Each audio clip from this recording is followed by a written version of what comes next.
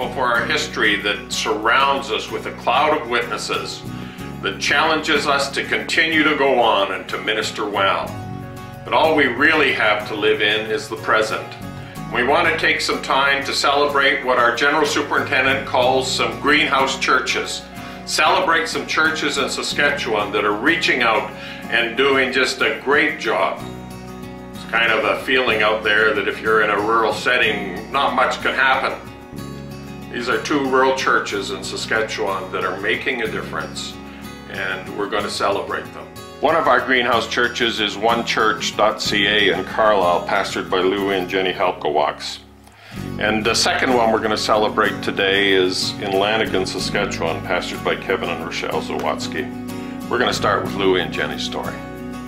When Jenny and I moved to Carlisle in southeastern Saskatchewan, a town of 1,500 people, we were numbers 11 and 12 in the congregation.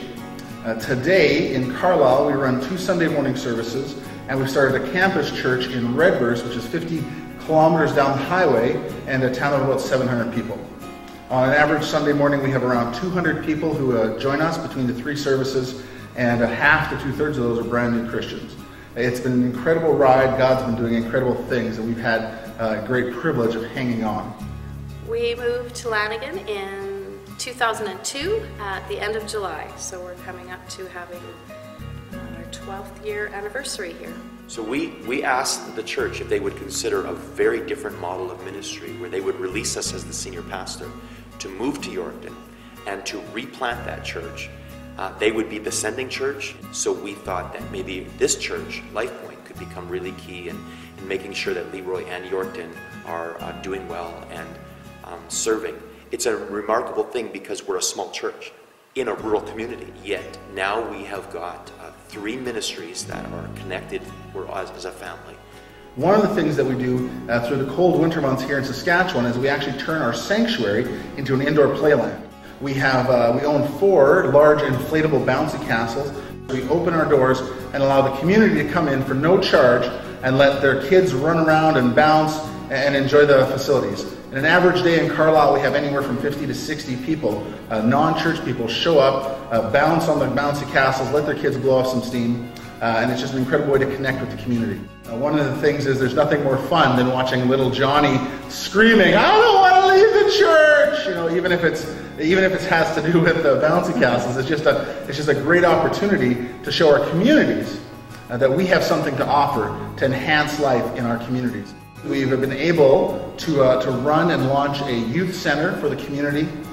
Friday nights from 7 to midnight, we have a separate facility that the youth come out and hang out and have a drop-in center. We have organized activities, and that came about as God kept leading us and opening up doors here in the southeast corner. Our church must be aggressive with the region in which God's called us to. So by the turnaround of this ministry and moving then to planting in 2012 in Leroy, and with setting that up, and then also with us sending Rochelle and I to Yorkton to replant our ministry there, has all been birthed over hundreds of things over the last few years, and really a response to the understanding that God has a mission to reach people, and He's just looking for people who are saying, "We'll join you," and that's our heart.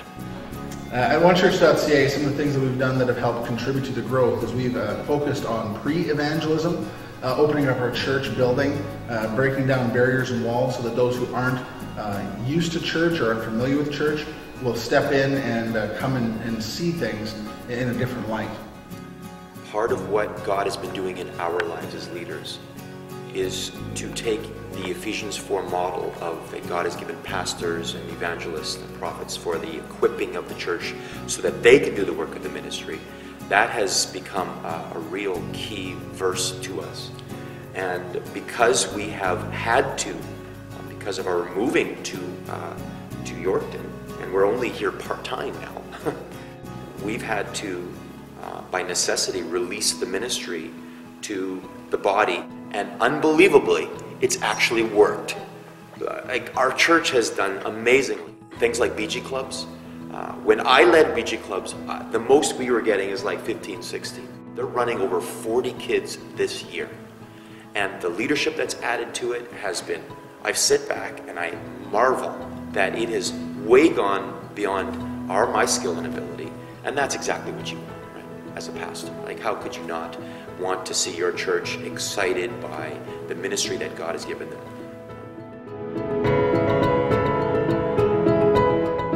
There's two ladies, Sarah Siemens and Evelyn Gortitz. And they were pastoring in Yorkton, and they needed a building. So in the 50s, these people, according to our records history, they borrowed a brick-making machine from Saskatoon. And for 3 years, they built bricks. And these were senior ladies at the time. Do you know why they built bricks? So they would have enough to build a structure. So I get there to Yorkton, and I knew about the story before, because the Lord said to me, Kevin, if they're willing to pay that cost to labor away in a basement building bricks so they could build a structure to honor, to bring people to Christ, why do you think that your sacrifice today in 2014 is, not worth it? Like, why do we want these jobs that sit in churches? We want to get comfortable, and just the rest of the world can just, if they don't show up at my church on Sunday, well, I'm doing all I can. I don't know where that thinking comes from. It's certainly not Holy Spirit driven, that kind of thinking, because that's not at the book of Acts, and these ladies did this.